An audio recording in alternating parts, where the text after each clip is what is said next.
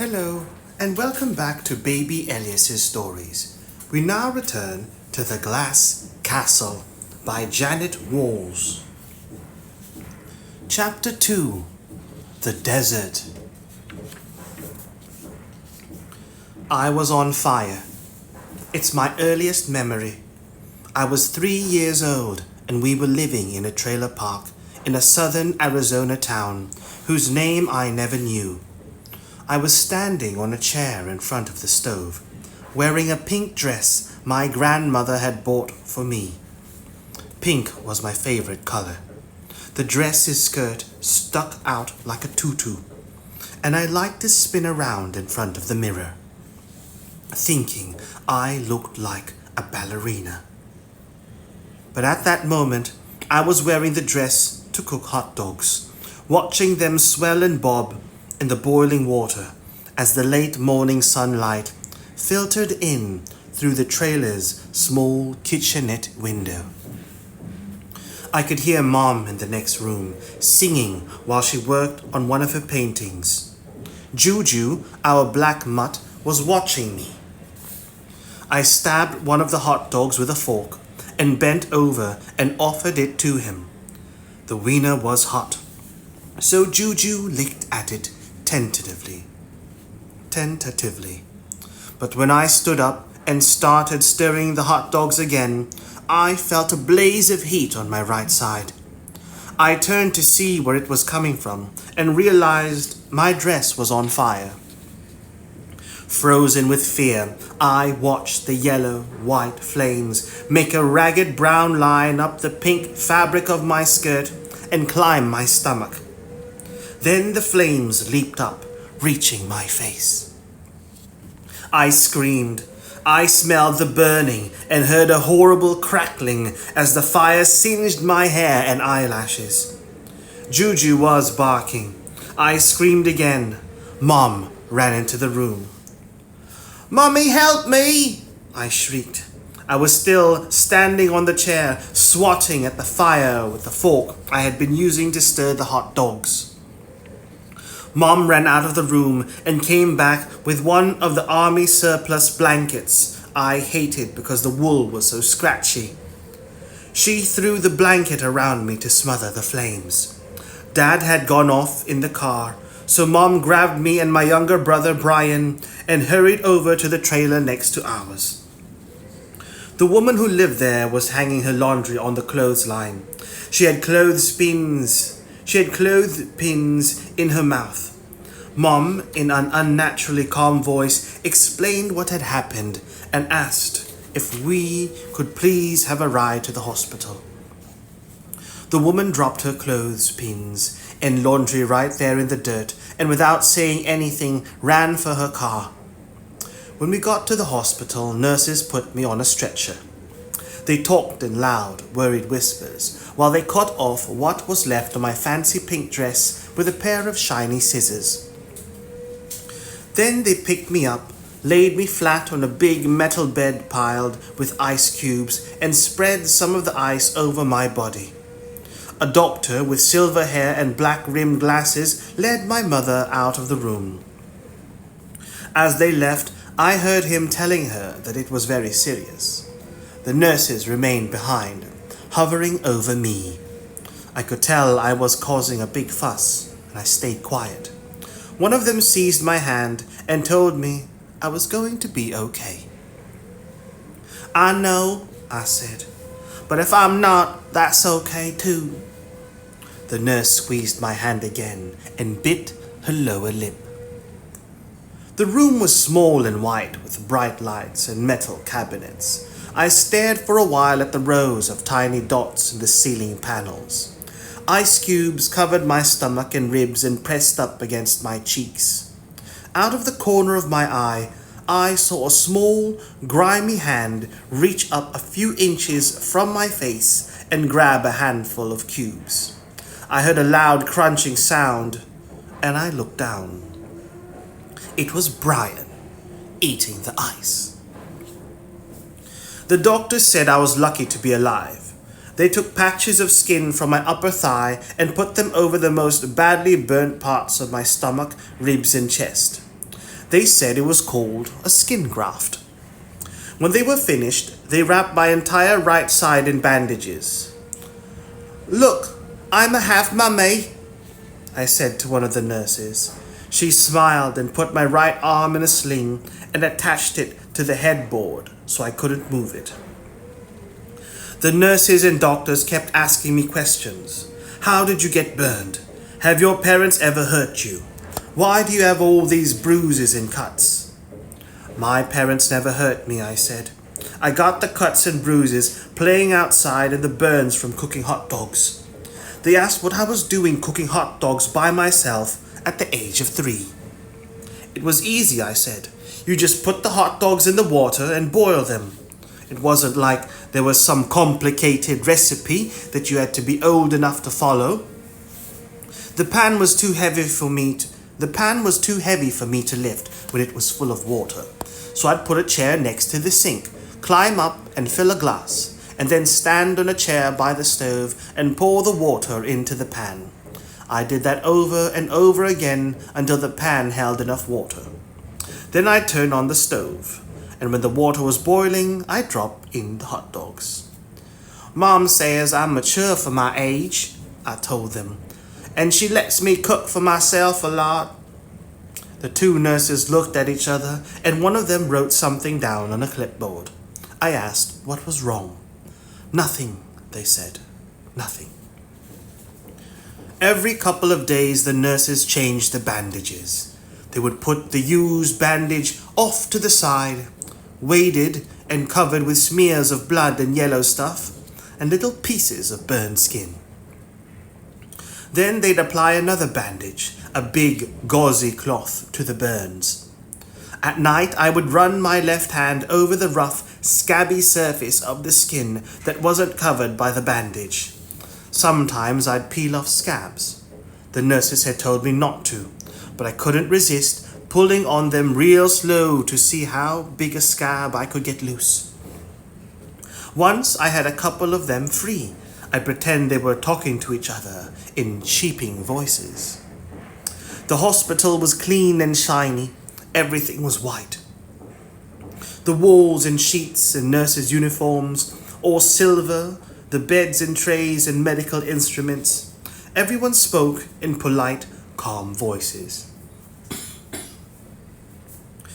It was so hushed you could hear the nurses' rubber-soled shoes squeaking all the way down the hall. I wasn't used to quiet and order, and I liked it. I also liked it that I had my own room, since in the trailer I shared one with my brother and my sister. My hospital room even had its very own television set up on the wall. We didn't have a TV at home, so I watched it a lot. Red Buttons and Lucille Ball were my favorites.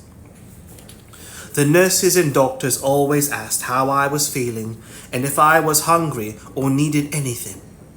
The nurses brought me delicious meals 3 times a day, with a fruit cocktail or jello for dessert, and changed the sheets even if they still looked clean. Sometimes I read to them, and they told me I was very smart and could read as well as a 6-year-old.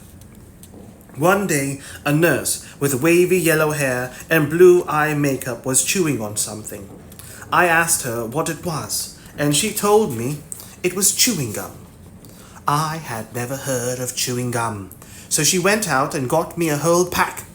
I pulled out a stick, took off the white paper and the shiny silver foil under it, and studied the powdery, putty-colored gum. I put it in my mouth and was stunned by the sharp sweetness. "It's really good," I said. "Chew on it, but don't swallow it," the nurse said with a laugh. She smiled real big and brought in other nurses so they could watch me chew my first ever piece of gum.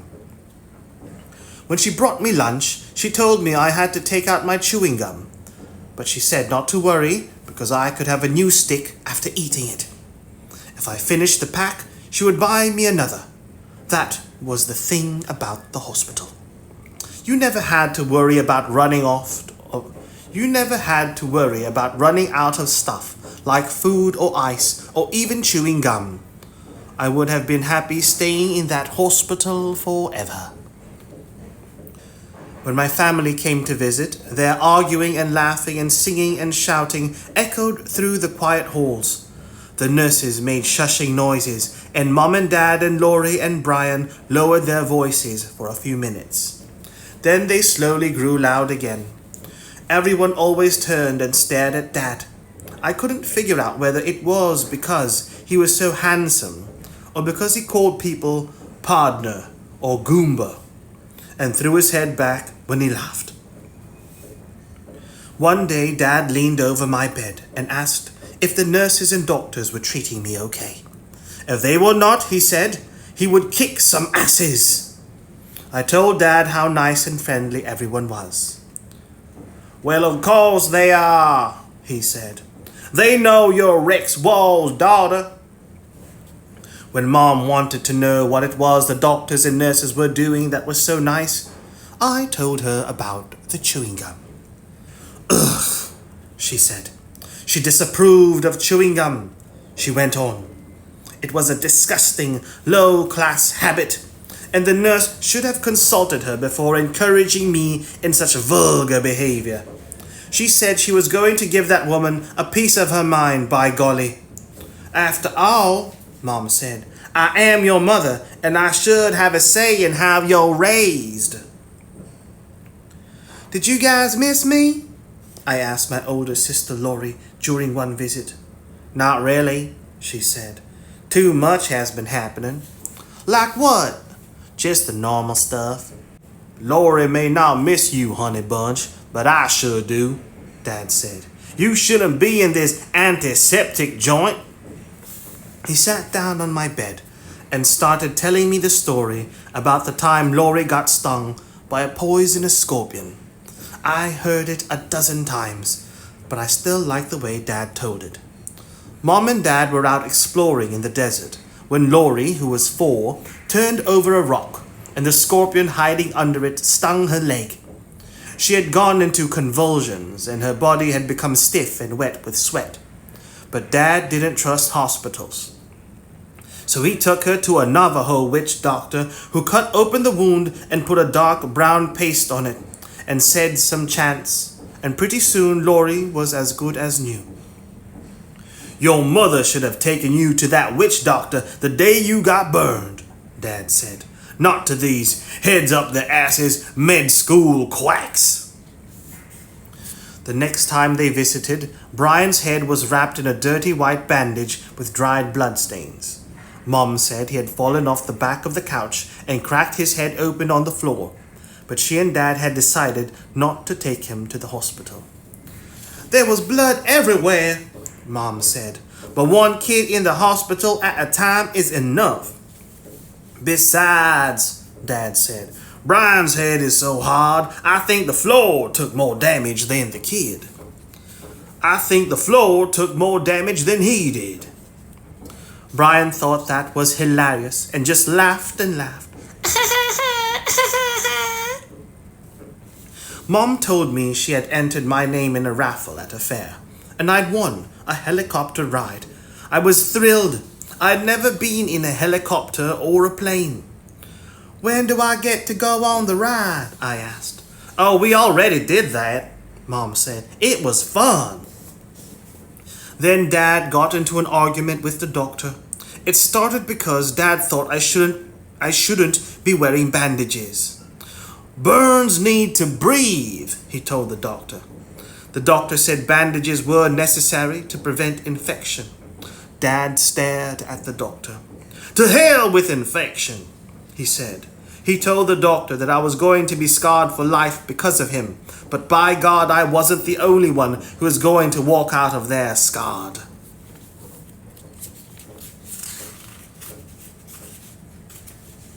Dad pulled back his fist as if to hit the doctor, who raised his hands and backed away. Before anything could happen, a guard in a uniform appeared and told my mom and Dad and Laurie and Brian that they would have to leave. Afterward, a nurse asked me if I was okay. Of course, I said. I told her I didn't care if I had some silly old scar. That was good, she said, because from the look of it, I had other things to worry about. A few days later, when I had been at the hospital for about 6 weeks, Dad appeared alone in the doorway of my room. He told me we were going to check out, Jeannette Walls style. "Are you sure this is okay?" I asked. "You just trust your old man," Dad said. He unhooked my right arm from the sling over my head. As he held me close, I breathed in his familiar smell of Vitalis, whiskey and cigarette smoke. It reminded me of home. Dad hurried down the hall with me in his arms. A nurse yelled for us to stop, but Dad broke into a run. He pushed open an emergency exit door and sprinted down the stairs and out to the street. Our car, a beat-up Plymouth we called the Blue Goose, was parked around the corner, the engine idling. Mom was up front, Laurie and Brian in the back with Juju. Dad slid me across the seat next to Mom and took the wheel. "You don't have to worry anymore, baby," Dad said. "You're safe now." A few days after, Mom and Dad brought me home. I cooked myself some hot dogs. I was hungry. Mom was at work on a painting, and no one else was there to fix them for me. "Good for you," Mom said when she saw me cooking. "You've got to get right back in the saddle. You can't live in fear of something as basic as fire." I didn't.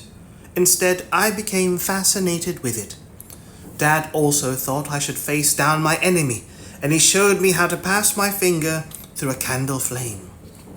I did it over and over, slowing my finger with each pass, watching the way it seemed to cut the flame in half, testing to see how much my finger could endure without actually getting burned. I was always on the lookout for bigger fires. Whenever neighbors burned trash, I ran over and watched the blaze, trying to escape the garbage can. I'd inch closer and closer, feeling the heat against my face, until I got so near that it became unbearable, and then I'd back away just enough to be able to stand it. The neighbor lady who had driven me to the hospital was surprised that I didn't run in the opposite direction from any fire I saw. "Why the hell would she?" Dad bellowed with a proud grin. "She already fought the fire once and won." I started stealing matches from Dad. I'd go behind the trailer and light them. I loved the scratching sound of the match against the sandpapery brown strip when I struck it, and the way the flame leaped out of the red-coated tip with a pop and a hiss. I'd feel its heat near my fingertips, then wave it out triumphantly. I lit pieces of paper and little piles of brush and held my breath until the moment when they seemed about to blaze up out of control. Then I'd stomp on the flames and call out the curse words Dad used, like "dumbass son of a bitch" and "cocksucker." One time I went out back with my favorite toy, a plastic Tinkerbell figurine. She was 2 inches tall, with yellow hair pulled up in a high ponytail and her hands on her hips in a confident, cocky way that I admired. I lit a match and held it close to Tinkerbell's face to show her how it felt. She looked even more beautiful in the flame's glow. When that match went out, I lit another one, and this time I held it really close to Tinkerbell's face. Suddenly, her eyes grew wide as if with fear. I realized to my horror that her face was starting to melt. I put out the match, but it was too late. Tinkerbell's once perfect little nose had completely disappeared, and her saucy red lips had been replaced with an ugly, lopsided smear. I tried to smooth her features back to the way they had been, but I made them even worse. Almost immediately, her face cooled and hardened again. I put bandages on it. I wished I could perform a skin graft on Tinkerbell, but that would have meant cutting her into pieces. Even though her face was melted, she was still my favorite toy. Dad came home in the middle of the night, a few months later, and roused all of us from bed. Time to pull up stakes and leave this shithole behind, he hollered. We had 15 minutes to gather whatever we needed and pile into the car. Is everything okay, Dad? I asked. Is someone after us? Don't you worry, Dad said. You leave that to me. Don't I always take care of you?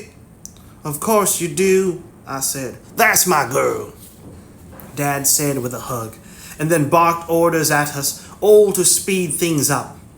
He took the essentials, a big black cast iron skillet and the Dutch oven, some army surplus tin plates, a few knives, his pistol, and Mom's archery set, and packed them in the trunk of the Blue Goose.